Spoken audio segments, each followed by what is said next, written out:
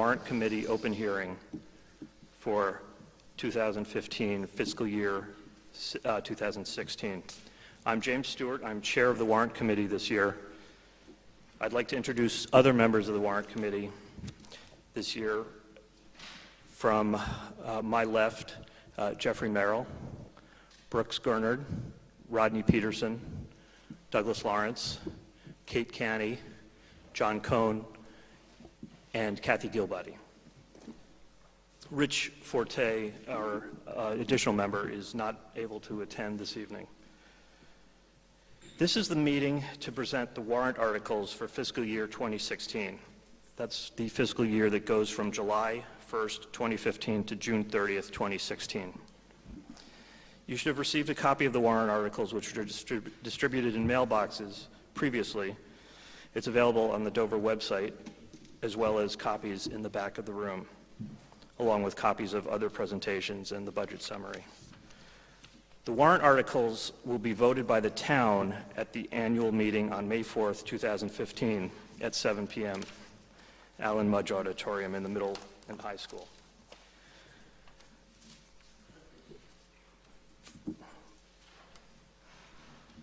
Next, please. Starting with in the fall of 2014 and continuing through last week, the Warrant Committee met with town departments, educational entities, and as town revenue expectations and expenditures budgets were developed. The financial accounts we present here tonight are preliminary. The final recommended budgets will be in the Blue Book to be distributed before town meeting. We don't anticipate any major changes, but there may be minor changes.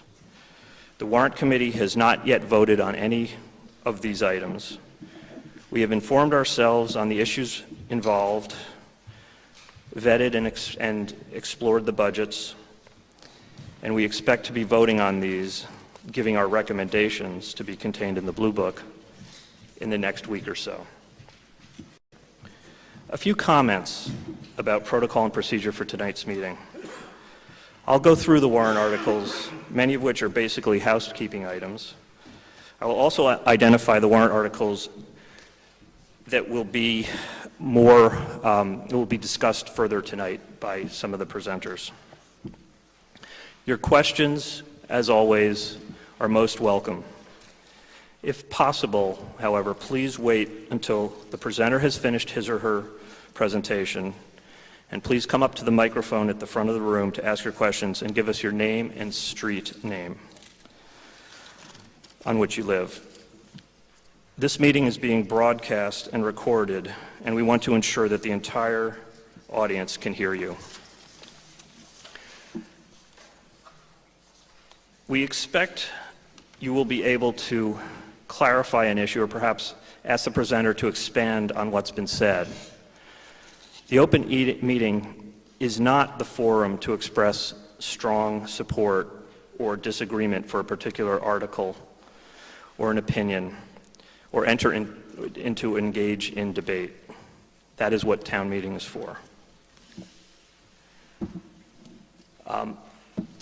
Jumping to our guidance letter. Go back, Bill.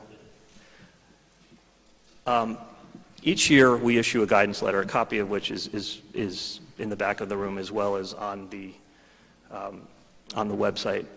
And this year, again, we had requested, we did this in September, we had requested that the departments submit a level service budget for fiscal year 16. It's similar to the instructions we gave last year. In addition, we said that if a department has a budget request that is above and beyond level service, that we would expect a further justification of that. And then in addition, another highlight from the guidance letter is that the Warrant Committee endorsed the Personnel Board's recommendation of a 2.2 general salary increase for non-contract town employees. Next slide, please. As a brief overview of the warrants, this year we have 24 articles. 18 of them are I would classify as annual recurring or somewhat not necessarily annually recurring, but recurring articles, and 6 special non-recurring articles. Of the 18 recurring articles, 5 do not really require expenditures or involve financial issues. And 13 have associated expenditures with them or have some financial implications. And of the 6 non-recurring articles, 1 does not require expenditures and 5 do have financial implications. So this is just to give you an overview. Next slide, please. Going through the articles, I'll try to do this relatively quickly. On the recurring side, Article 2 is a real estate tax exemption for those who qualify. Article 3 is the salaries for elected officials. That's basically the Board of Selectmen and the clerk. Article 4 is the big one. It's where the bulk of the town's financial spending is in the operating budget. It contains salaries and expenses, and we'll spend some time on that one. Article 5 is the capital budget, and these are for items that are generally periodic, relatively larger expenditures, usually things that will last multiple years. You'll see things like police and highway vehicles and equipment and other rolling stock. Article 6 is the unemployment compensation fund. This is to supplement the unemployment compensation fund. An appropriation is not expected to be required this year. Article 7 is accumulated sick leave for retiring police officers. This is an item that returns periodically and is to pay the obligation of accumulated sick leave for retiring police officers. This year, the budgeted amount is $10,000. Article 12 is additional funding for the Conservation Commission Trust. This is something that was started up again last year, and again, the funding request is for $25,000 this year. Articles 13 and 14 relate to the Dover-Sherburne Regional Schools capital items.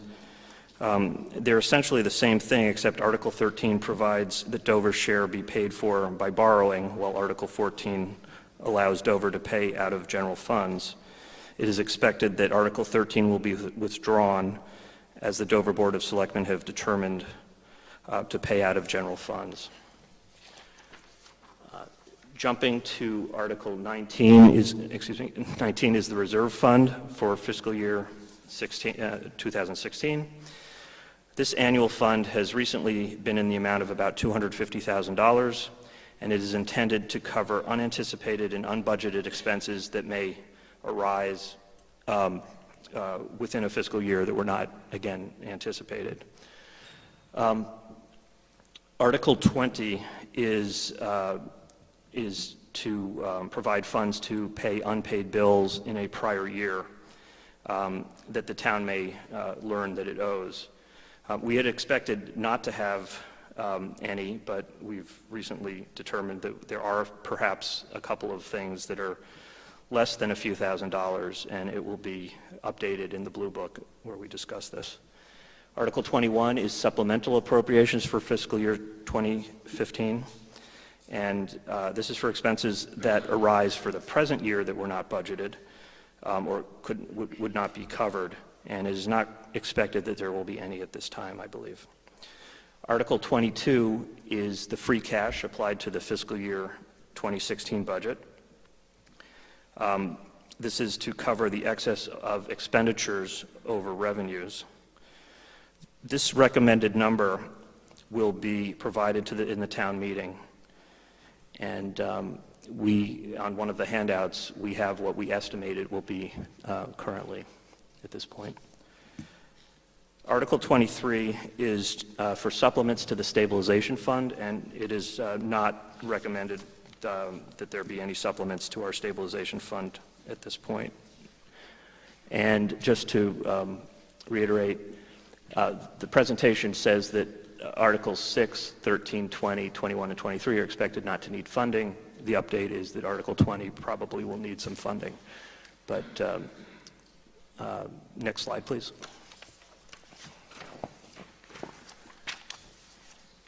This is for articles with associated expenditures or financial implications.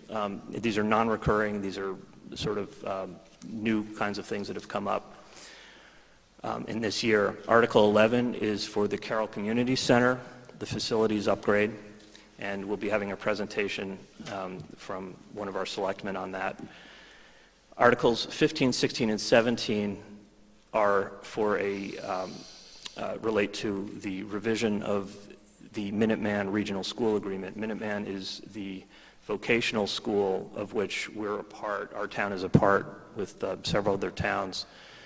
And there is this is somewhat complicated, and it involves potentially a new regional agreement, a proposed new building for the school, and the possible withdrawal from the group. We had a preview of this last year, if you recall, and Selectman Hunter will be making a presentation on that. Article 18 is for a benefit for the widows and children of deceased firefighters, and we'll have somebody from the fire department giving a few words on that. Next slide. These are some recurring housekeeping items without associated expenditures. Article 1 is to accept the committee reports from the town annual report. Article 8 is to accept highway funds, state aid. Article 9 is to reauthorize revolving funds for the town, which enables the town, these town departments to collect money and as fees and then pay it out. It's for things like wiring inspector, well permitting, and COA, Council on Aging, activities and transportation. Again, it doesn't require an allocation from the town expenditures. And Article 24 is the annual ballot for town elections. And then we also have a sort of a one-time item in Article 10, which is to revise the Council on Aging board composition to bring the Council on Aging from 11 members to 7 members as authorized in the town bylaws. Next slide, please. So for the rest of the open hearing, I'm going to give an overview of the operating budget, Article 4. We're going to have Dawn Fattori, the chair of the Dover School Committee, give a presentation on the Dover School Committee budget. And we'll have a presentation from Dana White, the chair of the Dover Sherburne Regional School Committee, give a presentation on the regional school budget for Article 4. For Article 5, Bob Springett, the chair of the Capital Budget Committee, will present. Article 10, Selectman Dawley will give a few words about the Council on Aging board composition. He will also speak to Article 11, the Carroll Community Center facilities upgrade. We'll get back to the regional school for Articles 13 and 14 when Chairperson White will speak to the capital projects for the regional schools.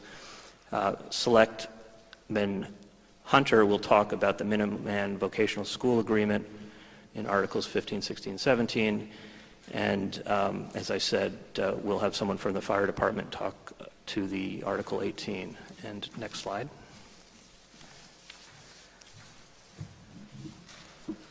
So I think this is where we pick up the Article number 4,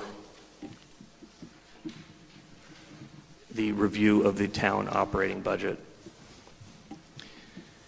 for fiscal year 2016. And again, these are preliminary numbers.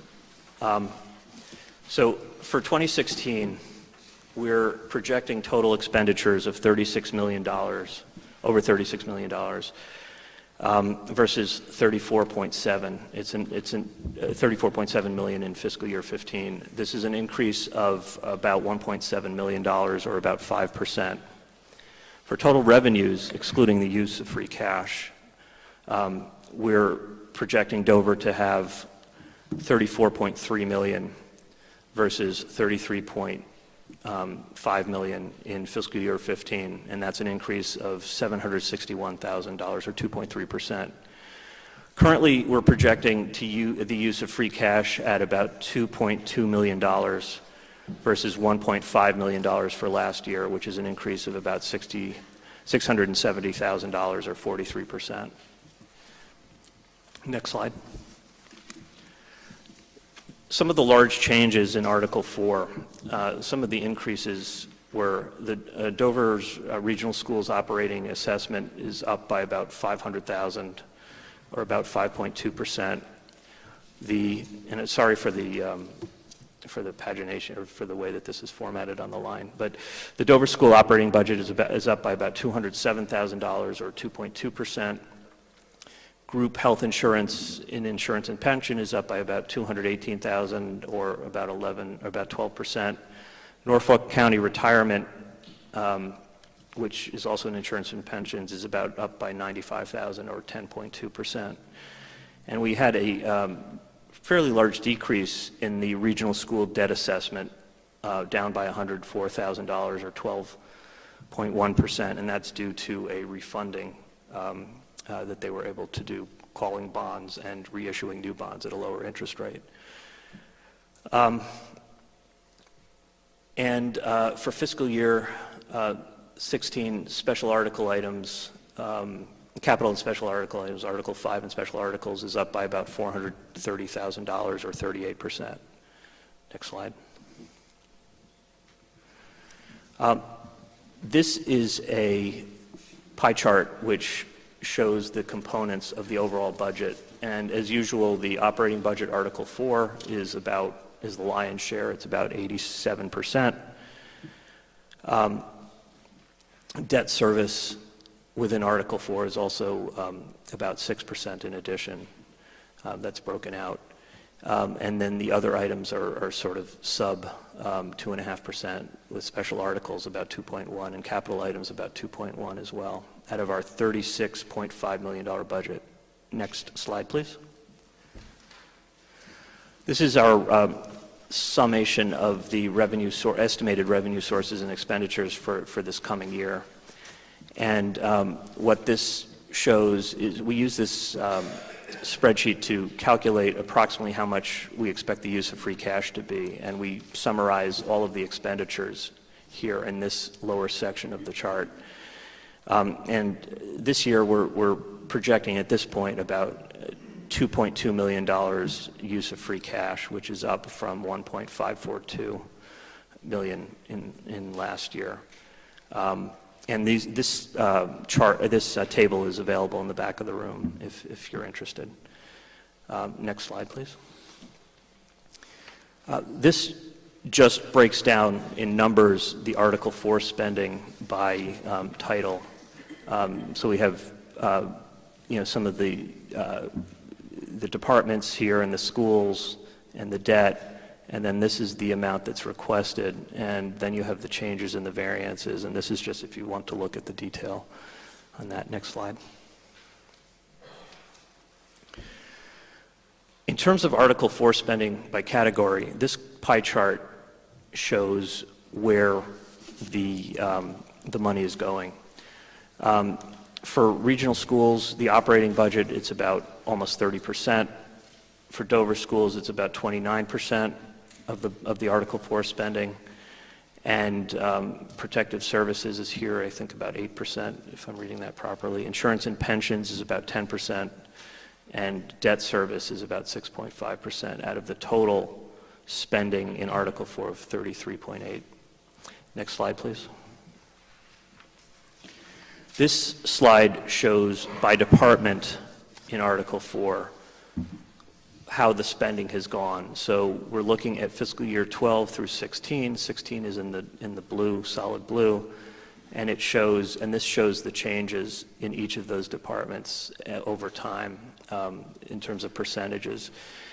And you can see that pretty much everything has gone up. This year, the other item is up by 5.5%. Insurance and pensions is up by almost 10%. And you can kind of see the history. Our debt spending has, at least since fiscal year 12, has been declining as a percentage. And some of the other things are bouncing around a little bit. But I found this, some people find this slide to be somewhat helpful to see the history. Next slide, please. And in terms of the estimated revenue for fiscal year 16, and the total is about $36.5 million, and that's up about 4%. About 79% of that is the tax levy.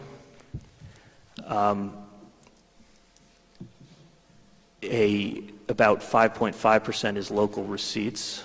That's things such as automobile excise tax and other local fees. State aid is about 4.1%. The debt exclusion works out to about 4.1%, and the use of free cash for this year is we're projecting around 6.1%. And next slide, please. And this shows the revenue over time and how things have moved around. It's interesting, but it's not. It's a little bit informative. It's not that informative.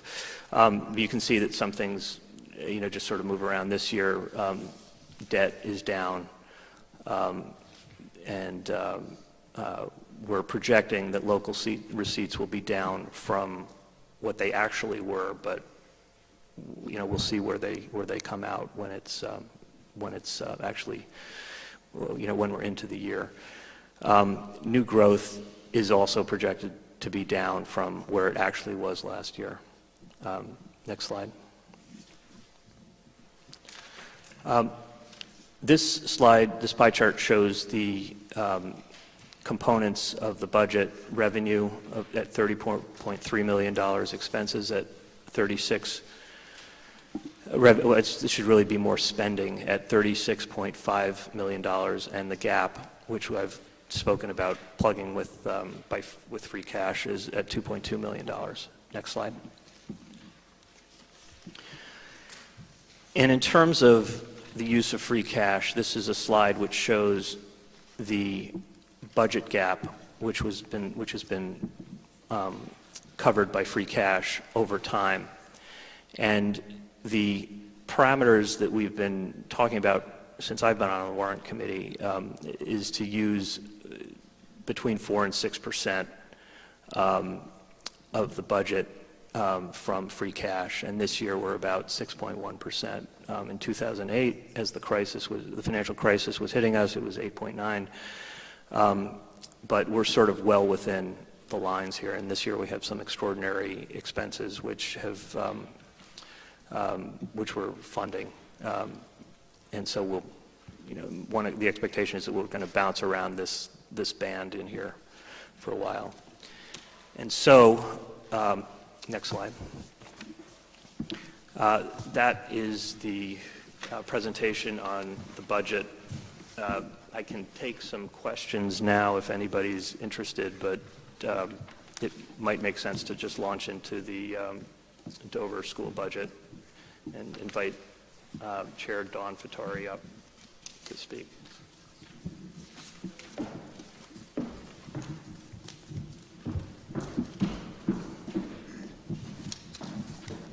Good evening. Thank you, James. And on behalf of the Dover School Committee Warrant, we want to thank the Warrant Committee for giving us time this evening on the agenda to talk a little bit about the Dover Public School budget. So as James mentioned, we did approach our budget using the guidelines provided by the Warrant Committee. We do have a desire to provide level services in line with our current enrollment, and further along in the presentation, I will talk about one new program that we've added that we sort of will talk about separate based on their guidelines. A couple things to point out. Healthcare costs for employees of Chickering School is not included in our operating budget. It's in the town's operating budget, and that's approximately $1 million. We do have two sources of revenue that are attributable to the school operations. One is Chapter 70 revenues, which we're estimating, based on what we know right now, to be about $700,000. We also receive circuit breaker reimbursement on our out-of-district, and that amount that's projected for next year is $900,000. So we like to just sort of highlight the revenues that come in against our operating budget. So we look at our budget in two parts. Our in-district, which is the operations that happen at Chickering, and our out-of-district, which is the tuition and transportation that we pay for students who are educated outside of our district. And I also highlighted, because some people always ask, just to seek capital along with our budget. Mr. Springer will be talking about that later, but we wanted to provide those numbers. We're asking for $82,907 for fiscal year 16.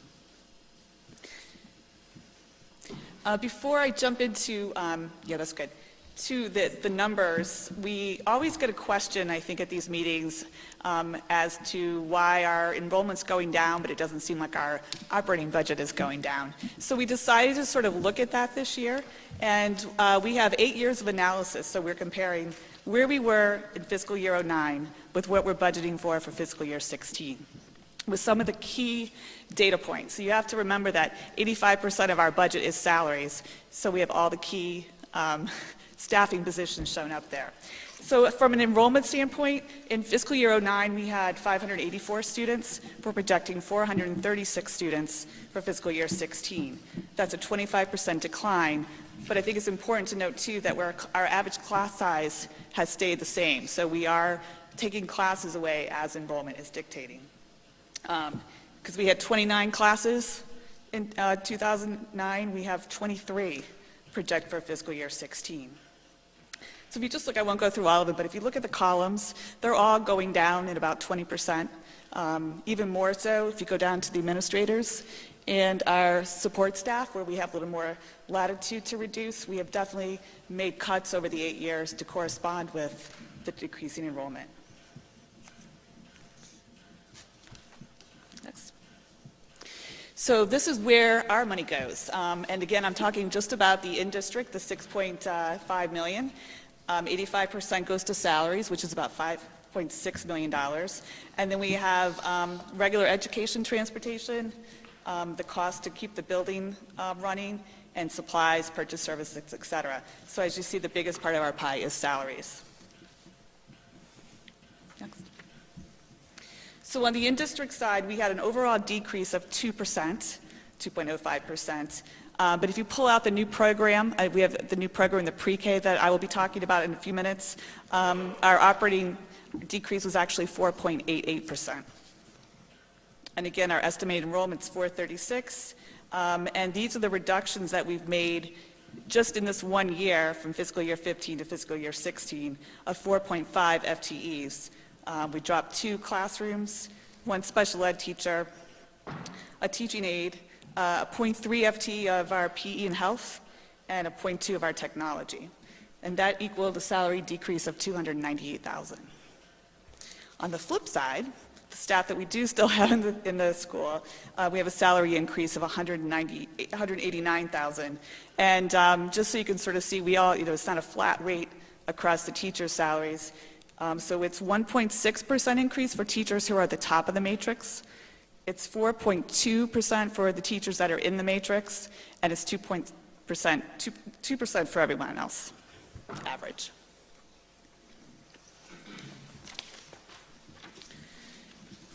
So a little bit about the new program that we have. For the last several years, we have been discussing bringing in a pre-K. And this year, sort of all the stars align that we have a population that actually it's beneficial for us to bring in a pre-K. And this is an integrated pre-K program, so it'll be a program which will educate 15 students, but allow for half the class to be special educated students.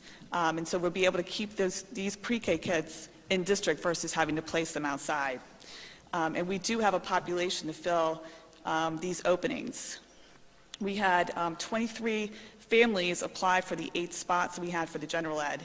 So there definitely is an appetite for pre-K in the area, which is great, so we can balance our needs for the special ed with desire for parents to have a preschool here in town.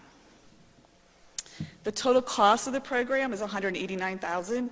We will be collecting revenues, though, from the general ed students, so we're approximately, it's very conservative, but $20,000 of revenue coming into that.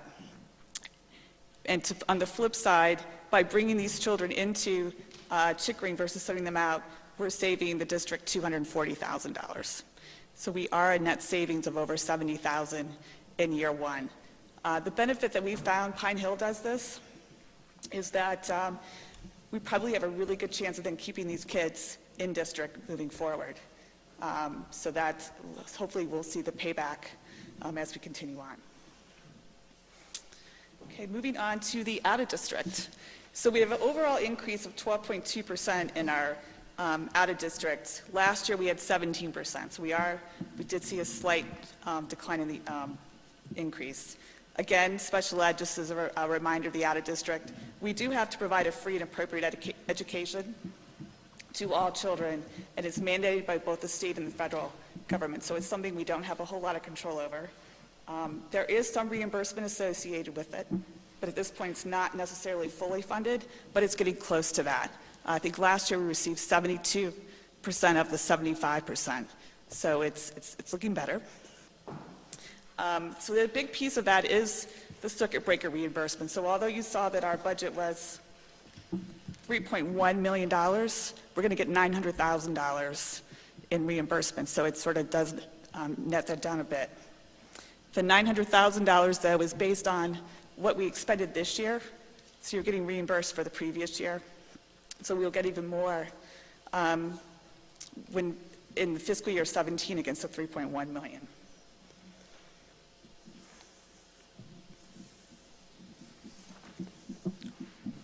And next slide. Just a little bit more of how we're trying to sort of control our out of district. We have proposed and implemented multiple initiatives in the last several years. We've created several new specialized classrooms, with the new integrated pre-K being one of those. We've actually engaged several language-based special consultants in both the elementary and the region. We're using RTI as much as we can in the elementary to identify children who need more help earlier to keep them in the district. And one thing that we did do this year, as far as reviewing operations at all three districts, is we did reorganize the special ed departments. We do now have a special ed director who covers all three districts, which allows one person to sort of oversee the program, which we're seeing huge benefits from that. If you'd like more information, on the website, once this evening is over, our complete budget package will be posted along with this presentation, and we're always available for any questions. Okay, and so at this point, does anybody have any questions? Would like to open the floor? And seeing none, let's move on to Mrs. White to discuss the regional schools budget. All right, thank you, James. Good evening, everyone. And on behalf of the Dover-Sherburne Regional School Committee, thank you for giving us time to explain the portion of the 30% of Article 4 that is comes from the regional schools. So just remind everyone of our mission to inspire, challenge, and support all students as they discover and pursue their full potential. So full potential of all the students in the district. Like Dawn, the Dover-Sherburne Regional School budget was approached thinking in the same terms. So we do understand that we are asking the town payers to support approximately 90% of our budget out of legally constrained property taxes. We, like Dover schools, receive guidance, although we actually get two sets of guidance. We get guidance from Dover Warrant, which in this year was level service, and then we also get guidance from Sherburne Advisory, which in this case, this year was a specific number of 1.2% increase, as well as 1.5% increase and 12% from any budget benefit increase. So we're actually trying to serve two masters in this case. We are always looking for ways to, we call it act regionally, so that's both enhance the academics as well as identify any financial benefits of K through 12 initiatives. Knowing that we are operating, unlike the Chickering School, in a bubble. We are in an enrollment bubble. So we were in the high 1100s in fiscal 14 and fiscal 15, and next year we should come in right around 1,200 students. So for the region, we don't see that same enrollment drop off for another 5 or 6 years unless the real estate market changes, and that might change down the road. Also this year, our operating assessment for Dover does increase slightly, and that does come into play, as James talked about, the overall assessment to Dover being up about $500,000 for this year. We have about a $23 million budget, of which 80%, similar to Dover, there's at 85, we're at about 80%. Ours is for salary and benefits. So a lion's share of our operating budget, no surprise, comes from our human resources, or the people who are actually delivering the academics in the classroom, and the rest being insurance, other transportation, and building and grounds, and then the debt service that James referred to. So that's the picture of it, but if we get behind that to what the numbers look like, to compare 2015 and 2016, again, a large percentage of our budget coming from salary and other comp is up 5.7% this year. Benefits, probably the hardest thing for all of us to control, is up close to 11% this year. It's a little difficult to understand. Our other went down this year by about 12%, but what that really means, which is in the footnote here, last year our other included money that had been put aside for the resolution of the educator contract that was in process when our budget was being done. So there is approximately $170,000 that was in the other category that really should have been in the salary category. So if you net those two against each other, our overall salary increase is about 4.42% year over year. And of that 4.4%, about half of it comes from new positions, which I'll talk a little bit more in detail, and about 2.3% comes from actual salary increase off of the matrix. And then the other figures as we go down, transportation and then building and grounds. So overall, our total budget is going up 4.0% for this year. So of that 4% increase, where does the variance come from? No surprise if 80% of our overall budget comes from salary and benefits, 80% of our variance, or the increase year over year, also comes from that same salary and benefit area. I'd like to spend a little bit of our time talking about what our new programs are for this year, what is new and what really constitutes the bulk of the variance. In terms of trying to meet Dover's guidance, especially of level service, there are some items that came out of our analysis because we are budgeting, really rolling things up from the bottom up and thinking about what do we need to do to provide the level service in the classroom. So in terms of non-special ed, new expenditures for this year, we have a number of actual headcount, one new math and science teacher, some expenditures that are coming out of our new evaluation, professional growth and evaluation system that has been in action this year for the first year and is going really well. We need another half of an adjustment counselor based on the needs of the students in the district, and then some other requirements from the athletics department. So in other words, the new non-special ed expenditure is about $128,000, or about 12% of that increase. So a lot of it coming from new headcount or new programs that provide level service for the students. The other big chunk of our increase comes from special education. As Dawn referred to it, our goal is twofold, really to do the best we can to retain our students in district, because we believe that the best, if we can, to be able to provide education in the district in which they live, and also, hopefully, if we can, to return any students who are currently placed out of district, where possible, to bring them back into their home district. In order to support that, we've put in place a number of academic programs within the regional campus, a lot of them around reading, because a lot of our outplacements have come from reading challenges. So we have new programs in place there. We have some educational assistants that are coming on board, adjustment counselors I referred to, and then we're always looking at our curriculum, our content, and our material to make sure that we're meeting the needs of all the students in the district. So what is that? What do those programs translate to into new expenditures for next year? Our new in-district sped-related expenditures are listed here. I won't read them for you, but they are really the head count that we need to provide those programs to the students to keep them in the district. The total there being just over $175,000, or about 16% of that variance that we talked about. In terms of the other, so the rest of our budget, the other 20% of our budget, there are a few big drivers of that, transportation being one of them. We are fortunate we signed a new transportation contract this year that came in below what we were originally budgeting, which was wonderful news. As James referred to, this year we did refinance the bonds that were sitting at the region, creating a pretty sizable savings to both of the towns, specifically about $100,000 to Dover this year. Which is great and will obviously be reflected going out as that interest rate has come down dramatically. And we do not have any amount coming out of our budget for OPEB or for our pension benefits. We're still in a pay-as-you-go. Was it something I said?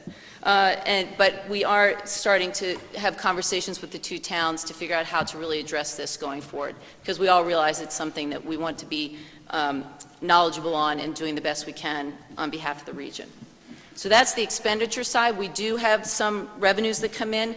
We have two parts of the state budget, Chapter 70 and Chapter 71. Chapter 70 are the education that we will receive. Fortunately, we're glad to hear that this last week, when the first round of the governor's budget was publicized, that we were somewhat afraid that we were going to lose about $190,000 worth of funding, which would have caused us all a lot of headaches. But fortunately, it looks like that has remained intact in the first round of the governor's budget. It still has to get through the Senate and the House floors and committee, but we're optimistic at this point. The other aspect is Chapter 71 regional transportation funding, and that we already actually did absorb cuts. Unfortunately, as Governor Patrick was leaving office, there was a sizable cut to that line item to about $128,000, but we have been able to reflect that in the budget, so that's already been taken into account. We contribute about $500,000 from our excess and deficiency, or essentially our free cash rainy day fund, and that is part of the revenue calculation here. We've increased fees 4%. We try and find as many grants as we can to offset that, and then obviously the balance of that comes from the taxpayers. So that is that's our operating budget from the region in a nutshell. Any questions? And I guess we'll come back to the capital then, so you get to hear me again. All right, thanks, James. Thank you. I think the other microphone wasn't on. So next part, we'll have Mr. Bob Springett from the Capital Budget Committee come up and discuss Article 5.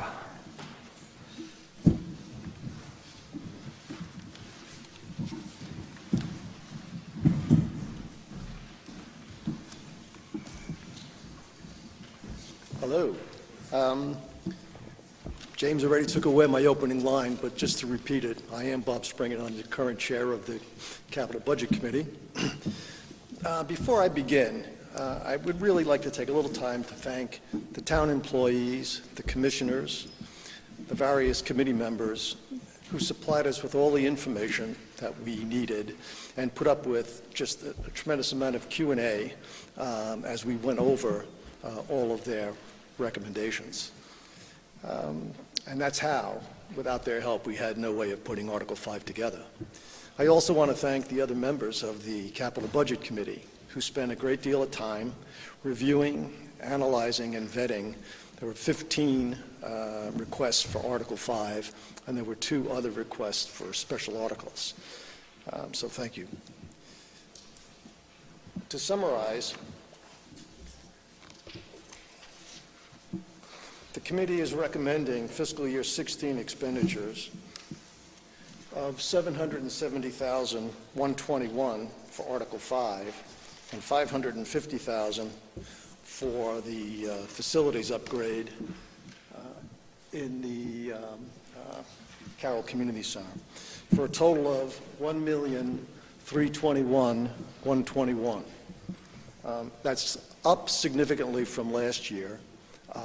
But when you compare it to the operating budget, it's slightly less than 4%. Looking at projected expenses, there are a couple of large items that are lurking in the out years.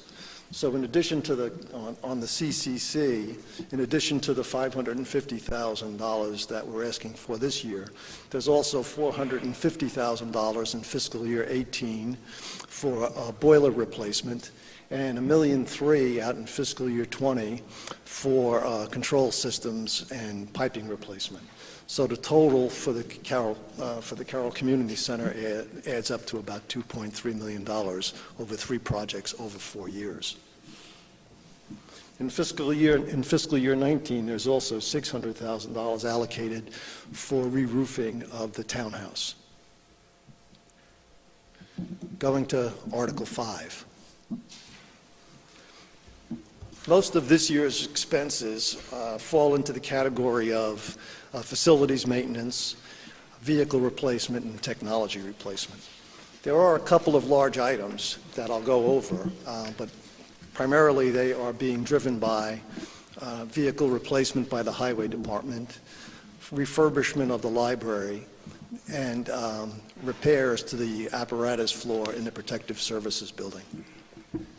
So specific requests, and I'm going to go through these reasonably quickly. And I think in the packet that I handed out here, there are fairly good descriptions of each of the items. Powered ambulance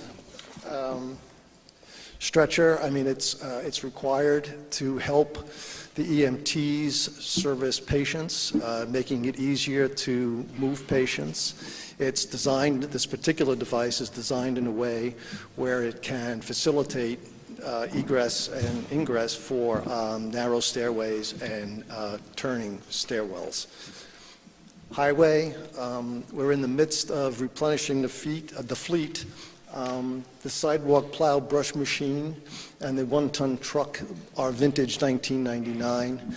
The slide-in sander is 2000, so we're rapidly moving into the 21st century with our highway department vehicles. Obviously, the sidewalk plow brush machine is an expensive item.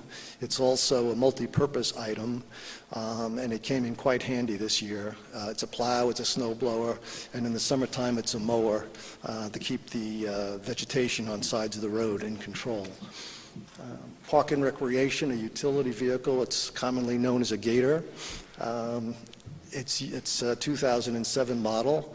It's used to move people and equipment to and from jobs and between jobs.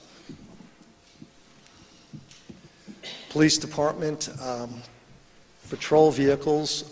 The chief is asking for 3 vehicles, 1 SUV to replace an older model, and then he's taking 2 administrative vehicles, the detective's vehicle and his own 2012 Ford Explorer, and is converting them into sedans. So he thinks he can manage his fleet inventory more effectively with that configuration.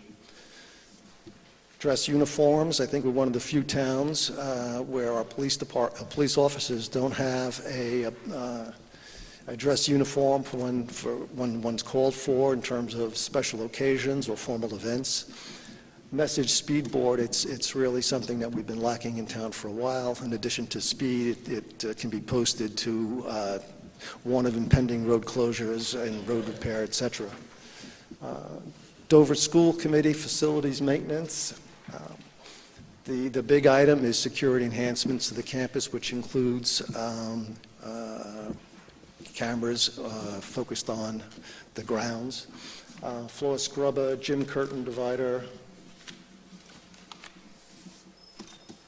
make up that particular component. Technology, we're really moving along on the technology at the school in particular. We are going to replace 25 we're going to purchase 25 Lenovo Chromebooks or their equivalent if something better, newer, and cheaper comes along by the time we get around to purchase for $11,475, and 8 HP ProBook laptops with docking stations, and the same applies, or equivalent. Again, if something better, cheaper, and more powerful comes along. This really completes the 25 Chromebooks are replace the laptop cart. And the 8 HP ProBooks allow more teachers to be unfettered from their desk and be able to walk around in the classroom with their devices while they're working with students. Board of Selectmen, the library replacement of carpeting and painting, those projects were put together. One was deferred a year in order to leverage the scaffolding and setup work that would have to be done. And then we had the protective agencies building, the apparatus floor where the fire equipment is cracked. The tie rods are coming through and clearly in need of repair. There were 2 special articles that we looked at. Article 11, which I mentioned briefly, and Jim's going to talk about in detail. But essentially, it's to extensively renovate 4 bathrooms, 2 on each floor, and repurpose some of the space for COA storage. We think it's important in order just simply to meet the needs of town departments, community tenants, and other users of the building. It would bring the infrastructure of the building up to the standards of other town-owned buildings. That's sort of the third point. And then Article 14, which is the Dover Regional School Committee, I'll point out that our allocation is $194,931. The list of projects, I'm sure Dana will go over, but again, they basically represent facilities maintenance type items.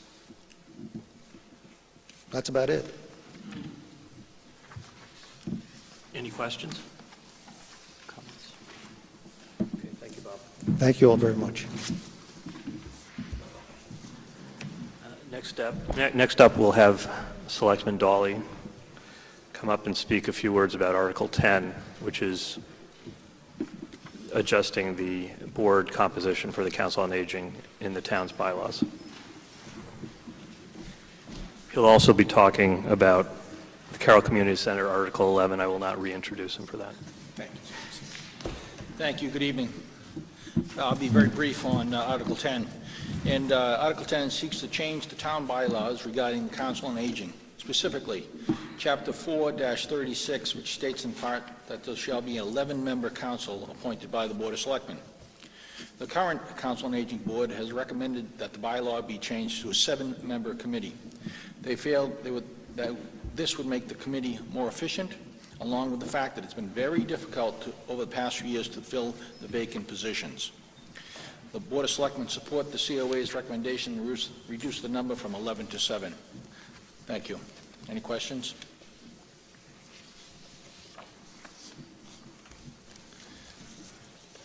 James, should I go on? Please do. Thank you. I'll now address Article 11, which is a request for $550,000 to totally renovate the original 4 multi-fixture bathrooms in the Carroll Community Center. The Board of Selectmen have worked diligently over the years to make the processes in town more efficient. In a word, professionalize the operations of the town. Along those lines, it's become very apparent that a commitment has to be made to keep the operations, systems, and the buildings current. This also directly applies to maintaining the buildings and other assets to the many varying needs of its citizens. I would like to take this opportunity to explain the Board of Selectmen's plan to bring the Carroll Community Center up to the standards applied to all other town buildings for the benefit for all the townspeople. Okay, we have created a Carroll Community Center Facilities Upgrade Plan. Again, Article 11 will address the request for $550,000. First, let us look at what's happened over the past 13 years, and I'll go through it very quickly. In 2002, BOS assumed the responsibility for the care of the former Carroll School.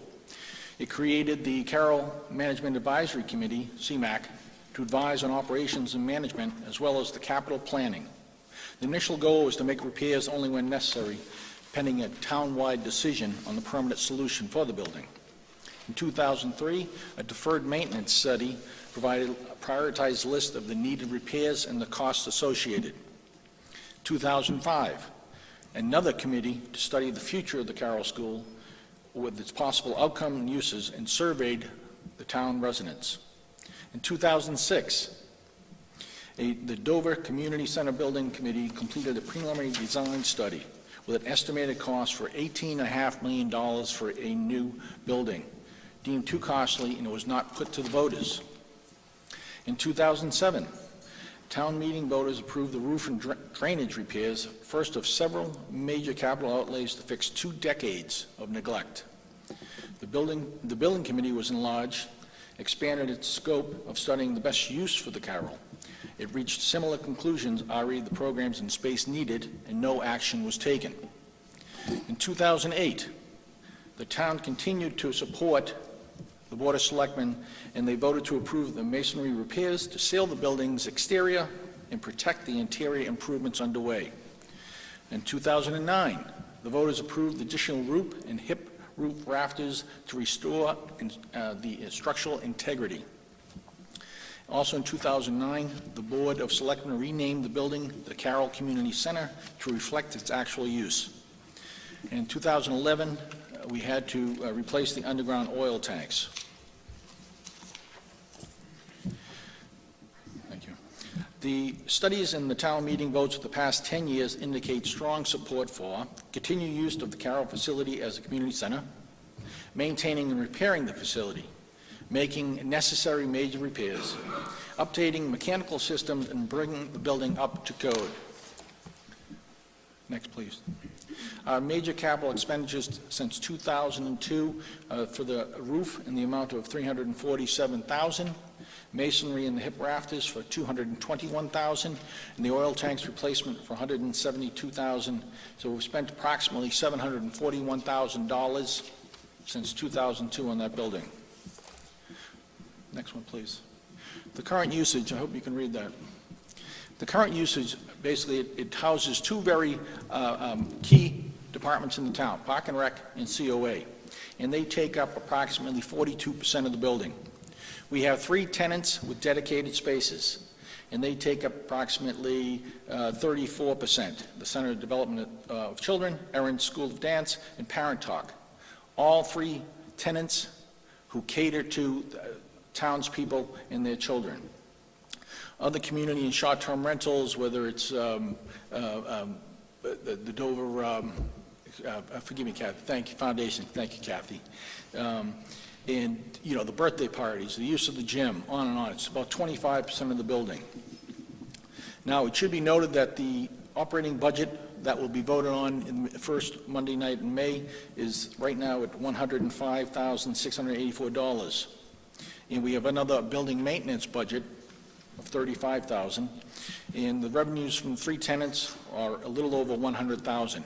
So for the most part, the building, the tenants pay for the building's operations. Next one, please. What is the Board of Selectmen's vision? The board views the Carroll Community Center as a valuable town asset and is committed to upgrading and maintaining the building in accordance with standards applied to other town-owned properties. The facilities upgrade plan addresses long neglected systems and repairs needed to make the CCC more functional, efficient, and acceptable to users. The plan addresses 3 major areas: the renovation of the 4 original multi-fixture toilet rooms from the 30s, the replacement of the 2 original heating boilers from the 30s, and replacement of the HVAC controls and supply systems, and they've been changed over the years, so they're not original to the building. Thank you. The renovation of the 4 multi-fixture toilet rooms. Mills Whitaker Architect Report of February 2014 identified the following issues: the aging systems and awkward configurations, non-functioning exhaust systems, and the lack of handicap accessibility compliance.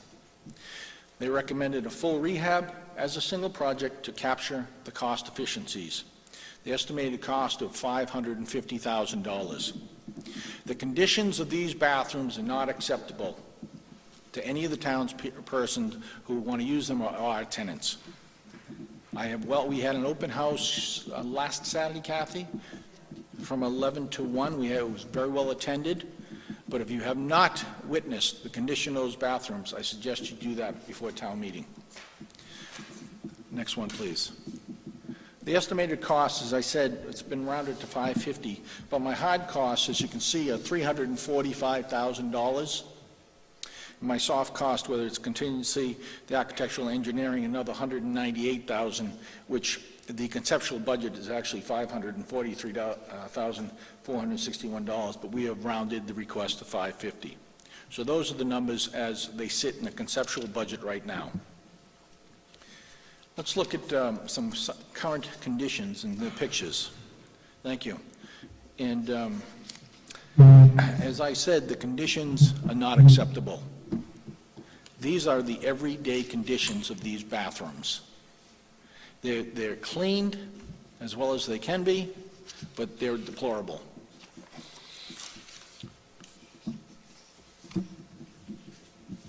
Go ahead. Thanks. Okay, thank you. I'll go on to the second and third aspect of the Carroll Community Facilities Upgrade Plan very quickly. The next two projects are a few years away. One in fiscal 18 contemplated. The next one, as we saw from Bob's presentation, fiscal 20. The replacement of the heating boilers, they're from the original ones from the 30s. Because there's two of them and they alternate operations, that's the only reason they're still operating today. They will fail at some point. We knock on wood they haven't already. That's so their estimated cost is $450,000.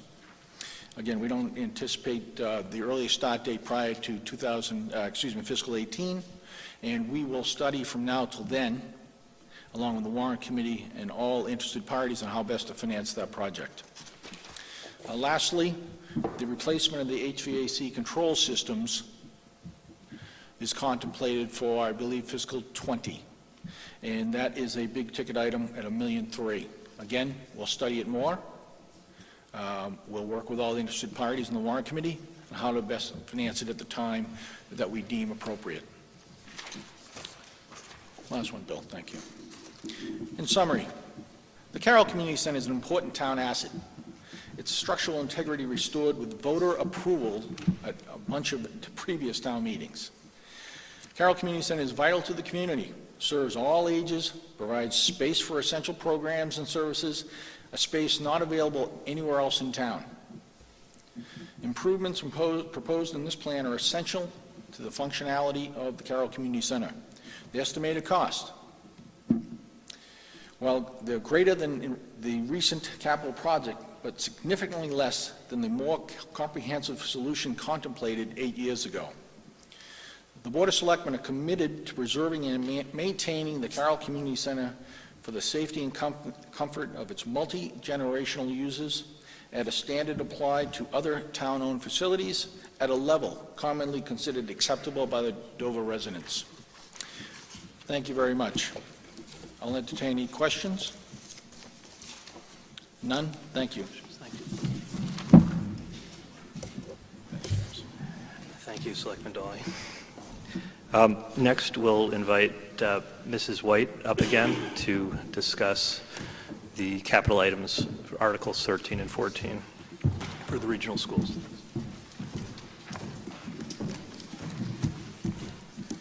Thank you, James. I'll make this pretty brief because I don't think that we need to discuss the merits of every wall that we need to paint and floor to do. But the big picture is we are requesting $358,000 of capital projects, of which the town of Dover's would be 54.45% or $194,000.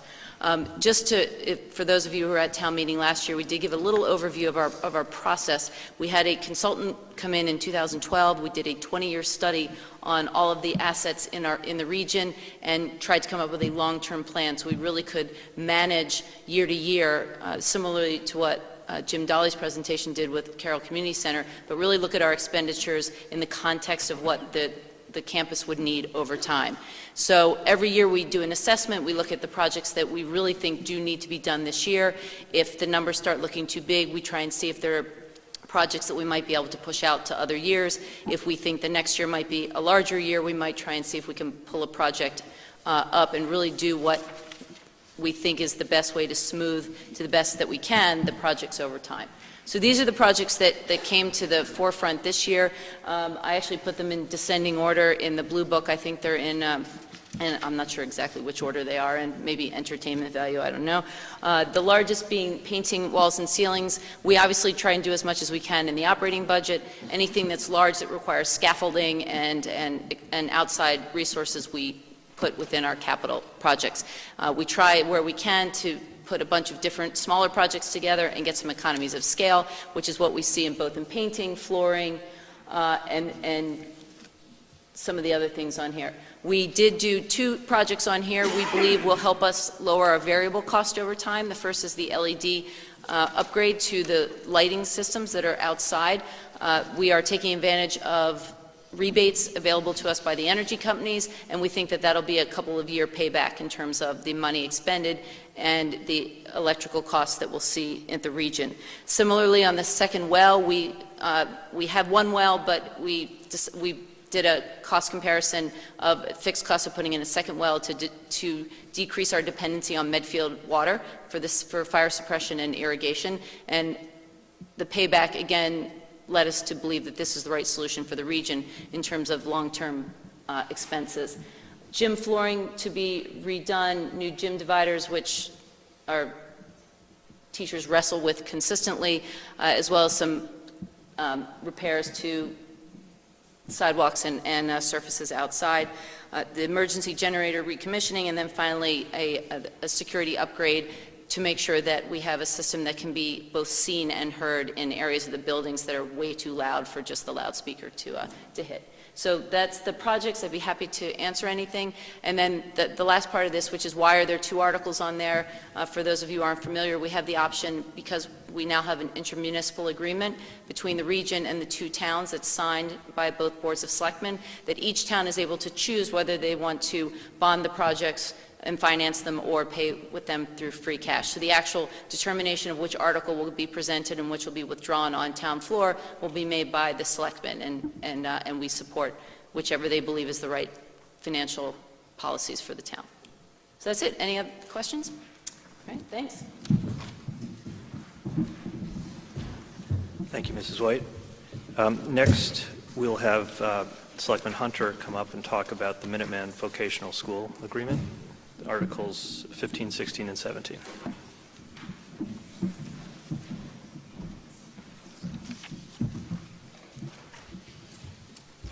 Good evening, everybody.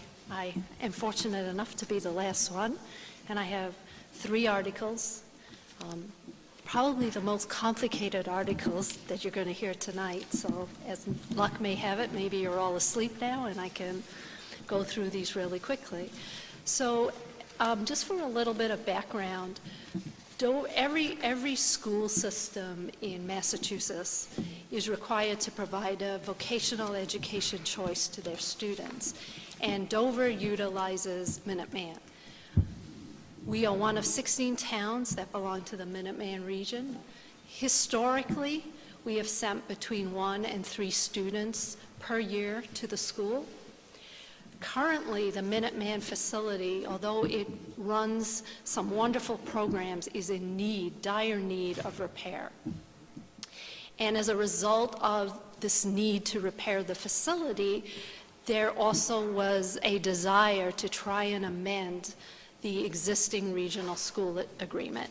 And that's what the first article on the warrant pertains to, the amended regional school agreement.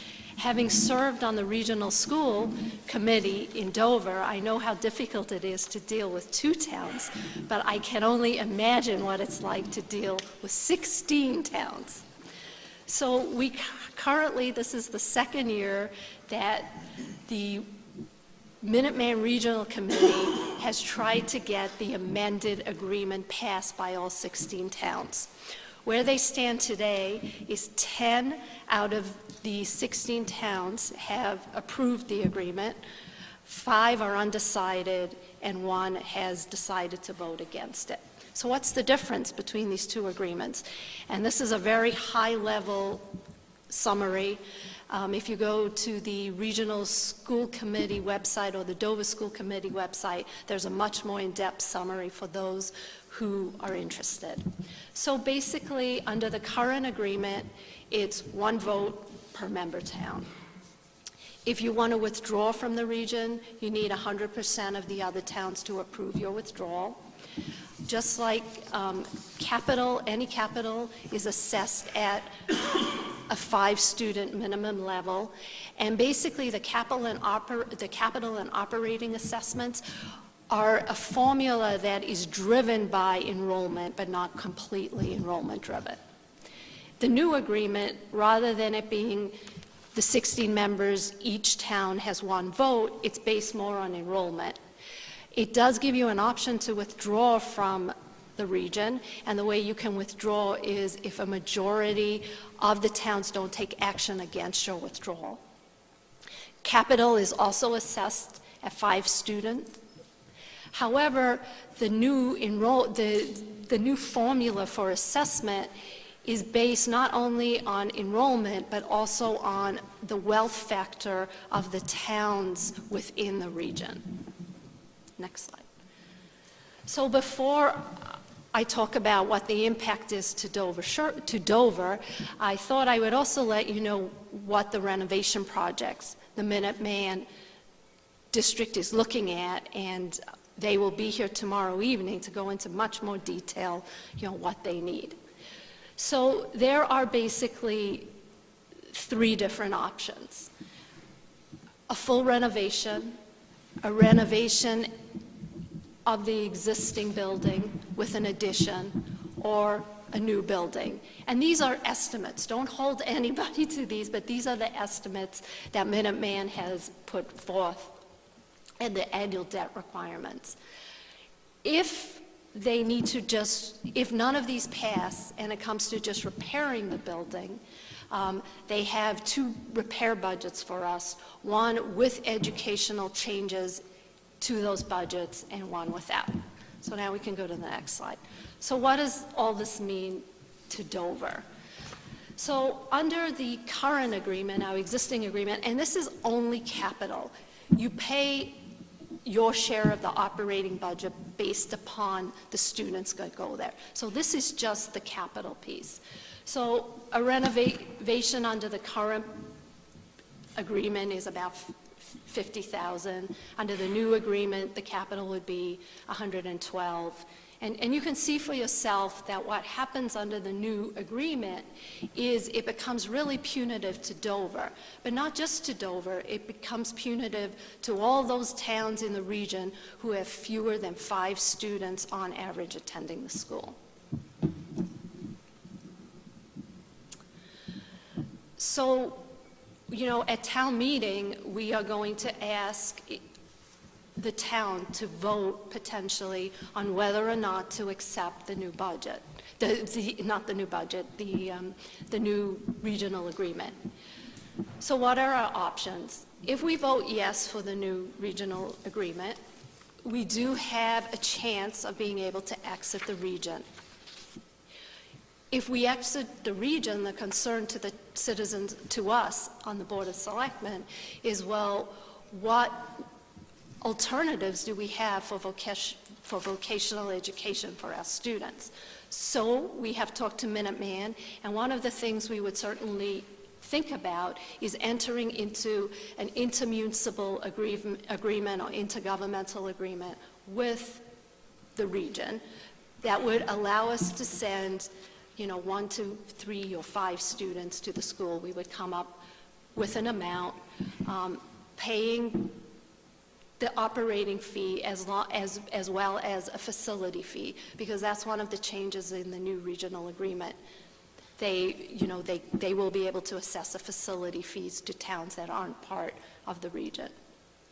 The risk to us to say yes to this new agreement is if we say yes, and for some reason we can't get out of the agreement, then potentially, we down the road may have much higher capital costs. There are some other factors that may not apply. To try and appease the smaller towns, the town of Needham has put together a group of towns who have adopted what has become known as the Needham Resolution. And what the Needham Resolution does is 8 of the 16 member towns' Board of Selectmen have voted at meetings to say that the Board of Selectmen will not take action against any community that wants to leave the region. If we vote no, we have the existing agreement, and the school needs to be repaired. There is no doubt in my mind, I've walked through there, the school needs to be repaired or renovated. So we will have to pay the capital costs assessed to Dover for 5 students using the formulas based on the old agreement. At this juncture, there are a lot of moving parts. As a town, we're talking to the other towns that have not yet voted yes on this agreement. I'm working diligently with the administration of Minuteman to get some questions answered. And at this point in time, the Board of Selectmen really does not have a recommendation to the town. But at town meeting, we would most likely recommend voting yes or deferring to see what happens with some of the other towns. So that's the first article. I already went through this. I got ahead of myself. One of the things we have talked about is if we vote yes, we would also like to recommend to the town to withdraw from the Minuteman region. And this is not a reflection at all on the quality of education that is provided by Minuteman. It's solely an economic decision. It's based upon the increasing costs and the fact that in Dover, I've spent a lot of time with the administration. We just don't foresee ever sending 5 kids, which is why having an IMA in place would be the best of both worlds for us. So this warrant article only applies if we have a recommendation for the first one. And the same is true for the intergovernmental agreement. And if we decide to vote yes for the new agreement, and we also decide to vote to withdraw, we will also come to town meeting, and the Dover School Committee, or me as a proxy for the Dover School Committee, will then talk about what we're looking for or what we have begun to negotiate with the Minuteman Regional School Committee for our intergovernmental agreement. If there are any questions, I would be more than happy to try and answer them at this point.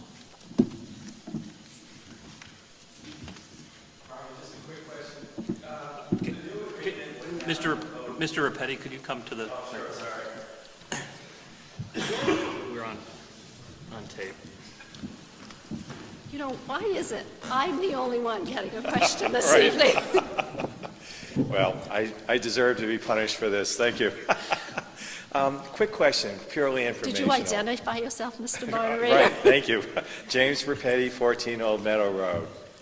And quick question, you mentioned that the new agreement would have a voting based on the number of students in the school. Can we speculate how many towns we would have to get to agree to our withdrawal based on the student enrollment? So- Presumably, it would be a smaller amount than just... No, so actually for the withdrawal, you need a majority of the towns, right, Ford? Right. So just for the withdrawal, it's a majority of the towns. Oh, yeah, right. And you need to identify Make sure yourself. you identify yourself. I'm Ford Spalding, and I'm 5 Hutton Road, and I am the one that's on the school committee for Minuteman, and believe me, working with 16 communities is a challenge. I think, Jim, if I answer your question correctly, the vote of the school committee does not apply whether we get out or not. It's the vote of what the towns want to do. Right. So what you need is the majority of the towns either taking no action or approving Dover, let's say, leaving. It has nothing to do with what the allocation of vote would be. If you look at the allocation of vote based on enrollment, we've looked at what would have happened over the last, I think, 7 years I've been up there. It wouldn't have changed one vote. So the allocation makes really no difference. Not one vote would have been changed. Thank you.